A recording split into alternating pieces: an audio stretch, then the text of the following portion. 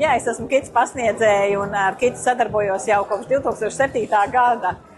Un tēmas, kuras es mācu, ir par cilvēku vadīšanu. Pat esmu bijis ļoti ilgstoši vadītāji un pat esmu pārbaudījis arī praksē, kādēļ šī humora tēma ir ārkārtīgi aktuāla un kādēļ, ko tā dod, ja vadītājs lieto humoru savā ikdienā.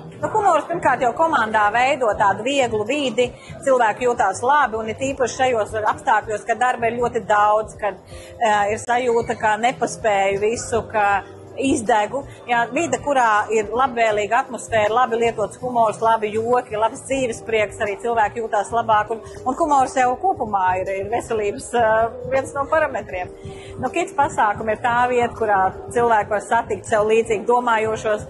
Vadītājs ir salīdzinoši vientuļš savā amata lomā, un te ir tā vieta, kur dzīvespriecīgi cilvēki sanāk kopā bauda tēmas, kur šeit tiek piedāvātas.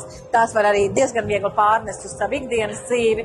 Un, jā, es domāju, ka tieši tā būšana un sevis atpūtināšana ir galvenā lieta.